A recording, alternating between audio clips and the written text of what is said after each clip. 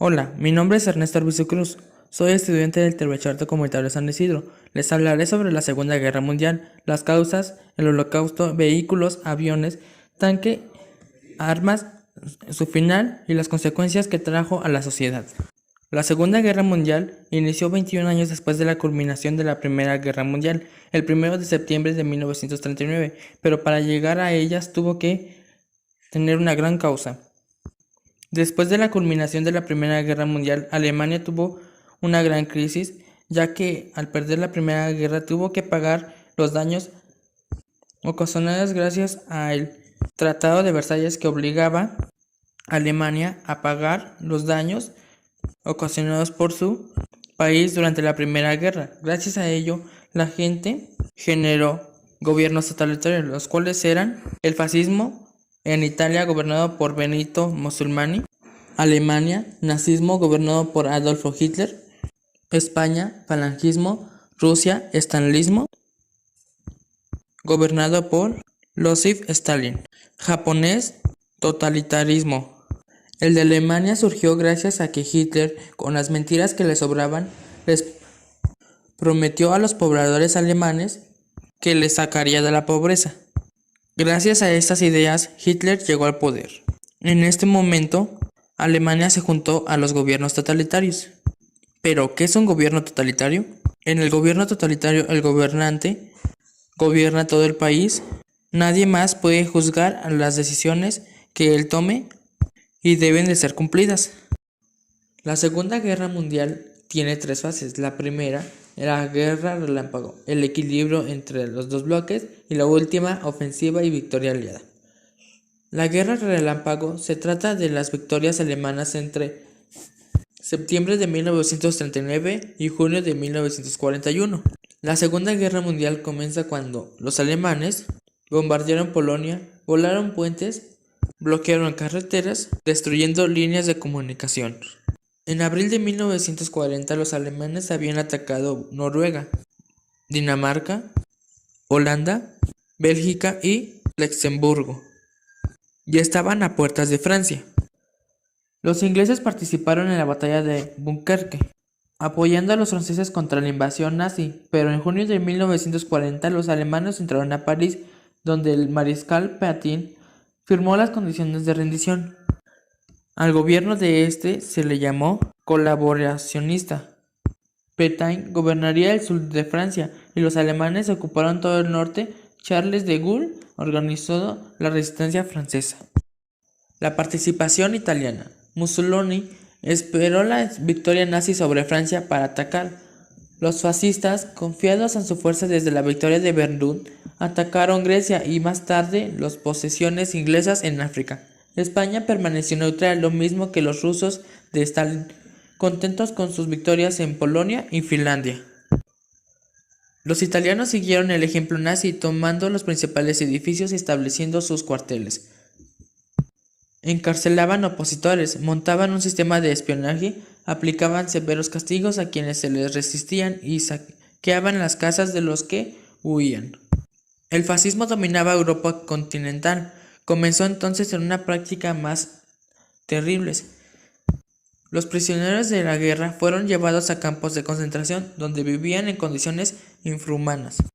La participación inglesa. En agosto de 1940, los nazis pusieron en marcha el Plan León Marino, que organizaba las tropas alemanas para atravesar el Canal de la Mancha e invadir Gran Bretaña. Los ingleses pusieron todo su empeño en la defensa de su territorio. Los hombres fueron al frente y las mujeres trabajaron en la industria para fabricar los portaaviones, submarinos, tanques, aviones, ametralladoras y bombas que se necesitaban. La Real Fuerza Aérea Británica se sobrepuso al ataque alemán, logró localizar a los Messerschmitt o aviones alemanes mediante el uso de radar, y Hitler no tuvo la victoria esperada. Segunda fase, el equilibrio entre los dos bloques. En junio de 1941, el territorio del Eje inició la Operación Barbarroja contra el territorio ruso. Los nazis pensaban que con las líneas de abastecimiento en la retaguardia y un ataque masivo con bombardeos lograrían la caída del régimen comunista. Suponían que el descontento contra Stalin facilitaría su tarea. Los rusos habían firmado un pacto de no agresión con los alemanes, por lo que los ataques al Holocausto y a los pueblos en la ruta hacia Moscú los tomarían por sorpresa. Muchos rusos murieron o fueron apresados, torturados y perseguidos. Quienes se replegaron comenzaron a organizar la resistencia y luego la defensa de Moscú. A las puertas de Moscú, la resistencia se hizo feroz. Se cavaron trincheras, se usaron los jardines para sembrar y se abasteció a la ciudad para el sitio. Stalin, enterado de que los japoneses no podían atacarla por la retaguardia, ya que planteaban el asalto a bases estadounidenses en el Pacífico, pudo traer más tropas al frente alemán. En 1942, los alemanes regresaron fortalecidos para atacar Stalingrado. Una vez más en el invierno, los alemanes quedaron a merced del clima y padecieron la falta de abastecimiento. Poco a poco los rusos obtuvieron la ventaja hasta que en 1943 los alemanes firmaron la rendición de Stalingrado y los rusos tomaron a 90.000 soldados como prisioneros. La participación de los japoneses. En septiembre de 1941, los japoneses atacaron la base estadounidense de Pearl Harbor y luego posiciones británicas en Malasia. Los estadounidenses rompieron la neutralidad y se unieron a los aliados. Junto con los ingleses, pelearon en frente oriental buscando dominar el Pacífico e impedir la expansión de Japón. Los pilotos japoneses hundieron varios barcos aliados y en 1942 tomaron Hong Kong y Singapur, que eran dominios británicos. Al poco tiempo invadieron Nueva Guinea y amenazaron Australia. Penetraron en las islas Aleutianas y a Birmania. Se colocaron a las puertas de India. Los aliados llamaron a todos sus partidarios a apoyarlos con armas, abastecimiento y soldados. Los estadounidenses en la guerra. Con Theodore Roosevelt en la presidencia, Estados Unidos había salido de la crisis económica y había establecido su dominio sobre América. Los intereses estadounidenses estaban afectados por la guerra. Si Europa estaba en quiebra, el mercado estadounidense se reduciría considerablemente y las antiguas deudas no se podían saldar. Aunque la ayuda a los ingleses era importante, el dominio del Pacífico era mucho más. Algunos habían aventurado la idea de que Estados Unidos permitió el ataque japonés a Pearl Harbor para poder participar activamente en la guerra y lograr que el frente del Pacífico quedara en manos de ellos. 1942 fue un año difícil. A los alemanes, a su antiguo territorio, los rusos tenían que dominar el frente del este y se debía liberar a Francia por medio del desembarco en Normandía. Tercera fase, ofensiva y victoria aliada. El conflicto se generalizó por la participación de países no europeos que respondieron al llamado de los dos bandos. Compañías de hindús, australianos, árabes, africanos y mexicanos proporcionaron tropas y abastecimiento a los países europeos. México, por ejemplo, apoyó a los aliados destacamientos como el Escuadrón 101 y negándose a vender petróleo a cualquier otro producto a las potencias del eje. A finales de 1943, la existencia de campos de concentración nazis comenzó a preocupar a la prensa y la política internacional. Los estadounidenses concentraron su esfuerzo con el desembarco en Normandía, llevado a cabo en junio de 1944. Poco a poco los aliados recuperaron terreno, liberaron París y los Países Bajos y lograron que el relieve alemán a sus fronteras. La alianza entre Italia y Alemania comenzó a requebrajarse. Hitler no aceptaba la derrota. Mussolini fue ejecutado por los antifascistas opositores de su régimen e Italia se rindió. Finalmente, ante la entrada de los aliados en Berlín, Hitler, su mujer y algunos generales se suicidaron. Muchos papeles se quemaron para que no quedara rastro de los planes y las implicaciones de altos mandos nazis. Alemania e Italia firmaron su rendición el 7 de mayo de 1945. Aunque el fascismo y el nazismo habían sido derrotados, el comunismo y el capitalismo, con las propias formas de gobernar y dominar a la sociedad, seguían siendo posiciones encontradas. Sin embargo, la lucha continuaba en el Pacífico. Japón seguía peleando. La tecnología para la guerra.